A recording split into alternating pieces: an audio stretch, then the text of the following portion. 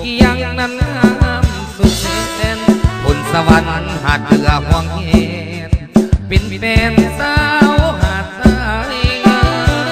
บ้านเติบสมดีบุญมีทิ้งได้มาเห็นอยากอยู่คู่เคียงเนื้อเย็นได้เห็นสาวบ้านโพนคำสาวบ้านคำสามันนางอย่าได้ใจดำแก้วคู่ยอดสู้งามคำเมื่อนำได้บอกแก้วเดือนสองเพ่งผู้เข้าคำบุญประจำนั่นเป็นของอันดีประเพณีสืบทอดกันมาสาวบ้านห้วยโคด่านสวรรค์ก็งามสงสารอยากอยู่คู่เคียงสร้างสาปรารถนาฮักที่ยืนบ่อยากห่างไกลวันใจเมืองแก้วอุดมทิดแก้วตลาดงามสมอยากอยู่พิลมนาปูนผ้าสาวบ้านคนแพงแสงสว่างก็ลือกันคนห่วงลองแกนวาดนั้นคนแยงเหมือนกันยังหวัง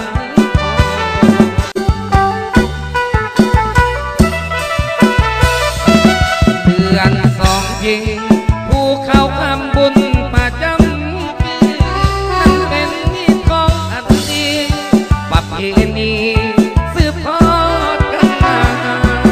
สาวบ้านห้วยโคงด่านสวรรค์ก็งามโสภาอยากอยู่คู่เคียงสร้างสาปรารถนาฮักนี้ยืนนานบ่อยากห่างไกลวันใจเมืองแก้วอุดมทินแก้วตลาดงามสมอยากอยู่พิลมนาปูนผ้าสาวบ้านคนแพงแสงสว่างก็ลือกันคนห่วงลองแขนวาดนั้นคนแยงเหมือนกันยังหวั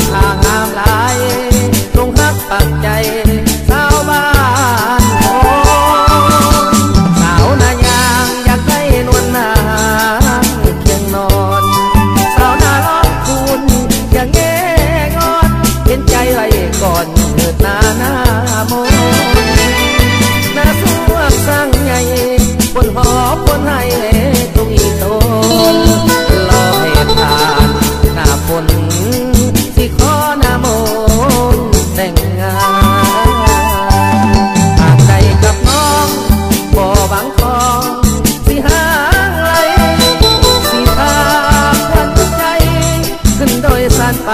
ท่องเที่ยวจากมันเที่ยวสงพาสวงพงแอมทะเลตลอดจันทร์ท่องเที่ยว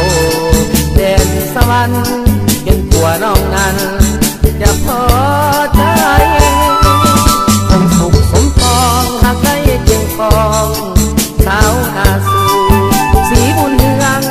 สมตูอยากจะมาอยู่ผู้นอนเลื่อยไปบ่พอลืมล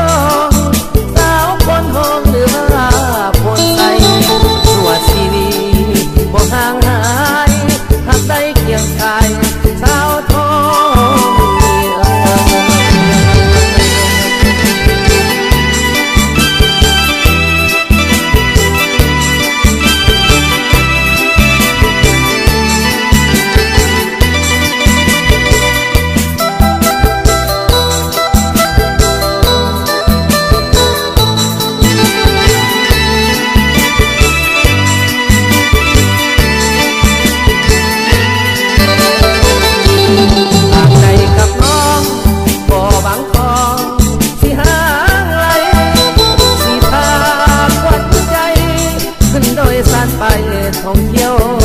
มันเที่ยวสมภารหลวงคงแอมพาลีตลอดจันทร์ท่องเที่ยวแดนสวรรค์จนกว่าน้องนั้นจะพอใจคงสุขสมปองหากได้เพียงคองสาวนาสูสีบุญเมืองชมตูอยากจะมาอยู่ผู้นอนเลื่อยไปพอหรือลงสาวคนหงหรือว่าคนใสตัวชีวิตบ่ห่างหายหากได้เคียงกายสาวทอง